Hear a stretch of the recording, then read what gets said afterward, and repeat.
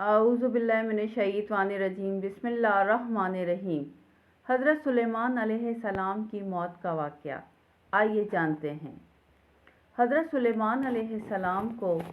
ایسی بے مثال حکومت اور سلطنت حاصل تھی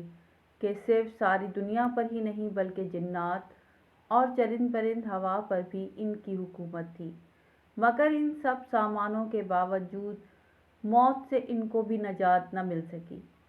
اور یہ موت تو وقت مقررہ پر ہی آنی تھی۔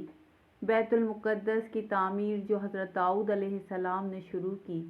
ملک شام میں جس جگہ حضرت موسیٰ علیہ السلام کا خیمہ گاڑا گیا تھا، ٹھیک اسی جگہ حضرت داؤد علیہ السلام نے بیت المقدس کی بنیاد رکھی، مگر عمارت مکمل ہونے سے قبل ہی حضرت داؤد علیہ السلام کی وفات کا وقت آن پہنچا، اور آپ نے اپنے فرزند حضرت سلیمان علیہ السلام کو اس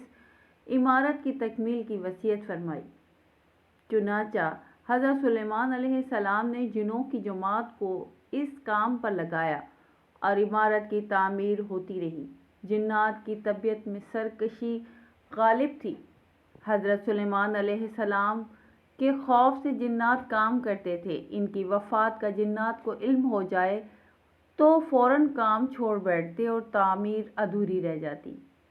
یہاں تک کہ آپ کی وفات کا وقت بھی قریب آ گیا اور عمارت مکمل نہ ہو سکی تو آپ نے یہ دعا مانگی کہ الہی میری موت جنوں کی جماعت پر ظاہر نہ ہونے پائے، تاکہ وہ برابر عمارت کی تکمیل میں مصروف رہیں اور ان سبوں کو علم غیب کا جو دعویٰ ہے وہ بھی باطل قرار ٹھہر جائے۔ یہ دعا مانگ کر آپ محراب میں داخل ہو گئے، اپنی عادت کے مطابق اپنی لاٹھی ٹیک کر عبادت میں کھڑے ہو گئے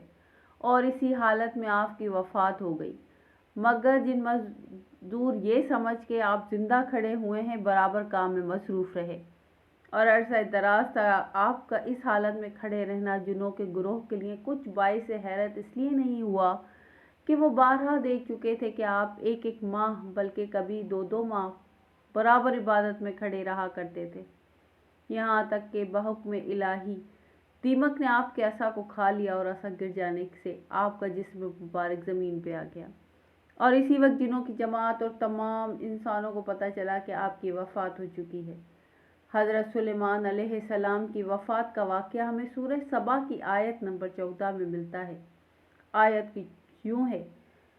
پھر جب ہم نے اس پر موت کا حکم کیا تو اس کی موت کا پتہ نہ لگا مگر گھن کے کیڑے نے جو اس کے عصا کو کھا رہا تھا۔ پھر جب گر پڑا تو جنہوں نے معلوم کیا کہ اگر وہ غیب کو جانتے ہوتے تو اس ذلت کے عذاب میں نہ پڑے رہتے۔ اسلامی واقعات پر مبنی ویڈیوز دیکھنے کے لیے میرے چینل کو سبسکرائب کریں۔ آپ کے چینل کو سبسکرائب کرنے سے میری حوصلہ افزائی ہوتی ہے۔ آپ کا بہت بہت شکریہ۔